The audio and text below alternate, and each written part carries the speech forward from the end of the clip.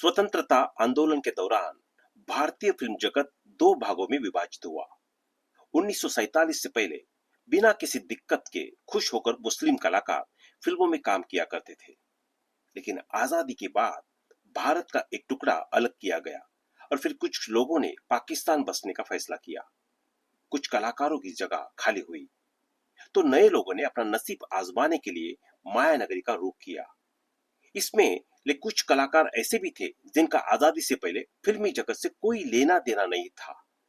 नए भारत के निर्माण के बाद कुछ क्रांतिकारियों ने अपना रुख मुंबई की तरफ किया और फिल्मों में अपना भाग्य आजमाने का फैसला किया। इन कलाकारों में ए के हंगल, नासिर हुसैन जैसे नामी एक्टर्स शामिल थे। लेकिन आज हम आपको ऐसे कलाकार के बारे में बताने जा रहे हैं जिनको आपने फिल्मों में तो कई बार देखा, लेकिन आप उनकी असल जिंदगी से वाकिफ नहीं हैं। मनोज कुमार की रोटी कपड़ा और मकान फिल्म में अभिनेत्री मौसमी चटर्जी के साथ दुर्व्यवहार करने वाले लाला को तो आप शायद ही भूलेंगे। असल जिंदगी में यह लाला यानी चंद्रशेखर दुबे क्रांतिकारी हुआ करते थे।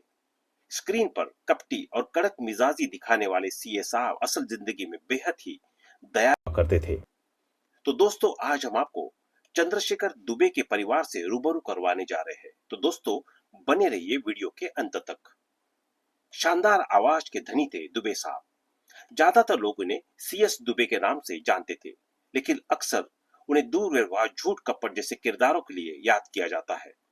उनका जन्म 4 सितंबर 1924 को मध्य प्रदेश के कन्नौज के एक छोटे से शहर में हुआ था।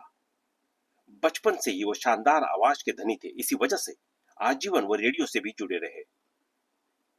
18 साल की उम्र में गए जेल। सीएस दुबे क्रांतिकारी विचारों के थे और देशभक्ति का जज्बा इनमें कुट कुट कर भरा था। महात्मा गांधी ने 1942 में भारत छोड़ो आंदोलन चलाया था। ये भी सब कुछ छोड़कर उस आंदोलन में कूद गए। सिर्फ 18 साल की उम्र में ही इनकी गिरफ्तारी भी हो गई थी।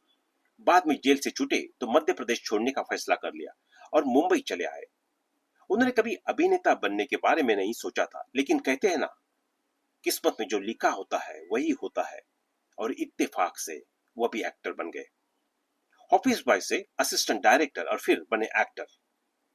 दरअसल एक दिन रहे मशहूर डायरेक्टर अमिया चक्रवर्ती से मिले। अमिया ने देखा और सेट पर उन्हें ऑफिस बॉय की नौकरी पर रख लिया, लेकिन दुबे अपनी काबिलियत से कुछ ही समय में असिस्टेंट डायरेक्टर बन गए।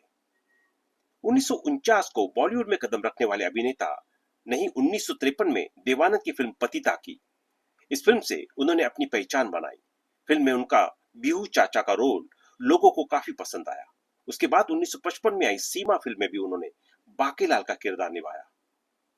वैसे अभिनेता का नए नक्श ही कुछ ऐसा था कि फिल्मों में उन्हें सिर्फ निगेटिव रोल ही मिला करते थे। उनकी अदाकारी इतनी सच लगती थी कि उस दौरान के भोले भाले लोग तो फिल्म में देखते ही उनको गालियां देने लगते थे। उस दौर में कपटी पुजारी, धूर्त व्यापारी, भ्रष्ट मास्टर या सुदखोर लाला के लिए तो जैसे सीएस दुबे ही बने थे। बड़े समाज सेवी थे सीएस दुबे। फिल्मों में इतने रोल करने वाले सीएस दुबे असल में बड़े समाज सेवी थे। वो फिल्मों की कमाई का कुछ हिस्सा गरीबों और उनकी पढ़ाई ऊपर खर्चा किया करते थे। दुबे साहब वैसे खुद भी शादीशुदा थे और उनके खुद के 3 बच्चे थे। इनमें 2 बेटे और 1 बेटी थी। यह है उनकी यादगार फिल्में। उनकी कुछ यादगार फिल्में मिस्टर एंड मिसेस 55, कठपुतली, तीसरी कसम, खिलौना, रोटी कपड़ा और मकान, मैं तुलसी तेरे आंगन की और राम तेरी गंगा मैली। इन फिल्मों ने ही सीएस दुबे को चरित्र अभिनेता के रूप में घर घर फेमस कर दिया था। प्रेम चोपड़ा करते थे सीएस दुबे की नकल।